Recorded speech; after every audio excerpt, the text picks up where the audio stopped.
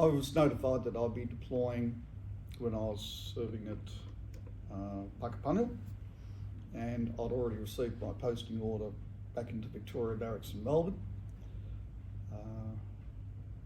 So that was probably around about October. Gave me less than 2 months to prepare myself. Unlike other people who deployed as a group, I went as an individual. That also has its pluses and minuses.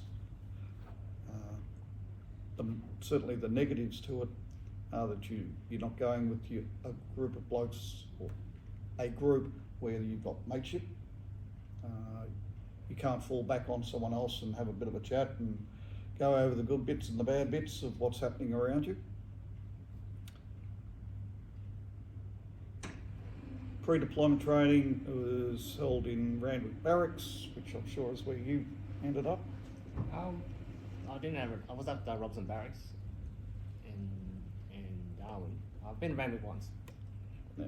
So we had to go to Randwick. Excuse me. We did our normal range practices with the rifles and got kitted out with all of our new uniforms, etc. Went on pre-deployment leave, and then took the plane from Melbourne to Sydney to Darwin to an island in the middle of the Indian Ocean, and then arrived in Kuwait. We did some training there for a week or so, and then we went into Baghdad, into the Green Zone. The Green Zone was very heavily patrolled, great big concrete walls around it. So you would not expect, and we never experienced any what we call small arms fire, so there was no rifle fire, no machine gun fire. Our problem was that the people that didn't like us could very easily put rockets and mortars into our areas. So we got used to very quickly moving from our desks to particular sheltered areas. The worst we experienced was 9 attacks in one day. And by an attack, I don't mean just one rocket or mortar. It was quite often 20 or 30 rounds at a time.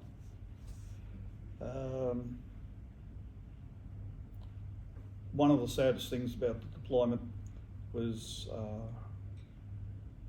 I'd just come back from 10 days leave, and during that time, when I got back to Kuwait, there were some Australians going back to Australia. They'd finished their time in theatre, except for a couple who hadn't, but they were going back because they were being medically evacuated. Unfortunately for Rosie, he'd got in the way of some shrapnel from one of those attacks. And when I got back into the Green Zone, again, unfortunately, attended the funeral of 2 American colonels. They happened to be in the gym, which I used. Fortunately, I was on leave at the time. They weren't, and they copped the blast. I saw a couple of dead bodies on the streets.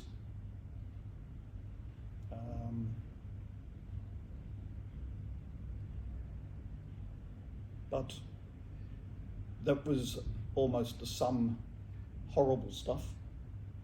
There's a lot of good activity around the place. It was the multinational force Iraq that I was with, and multinational meant that there were British, Australian, obviously United States. There was quite a few other nationalities present. Got to meet and form some friendships with obviously Americans, but also some British personnel and some of the Australians who were also working in that particular area. And those friendships continue to today. I received my deployment order straight after when I finished my Subject 1 full corporal. So that was about March, I believe, in early 2011.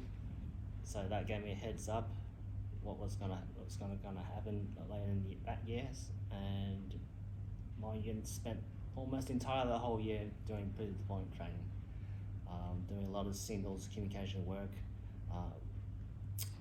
The pre-deployment all happened in Darwin, so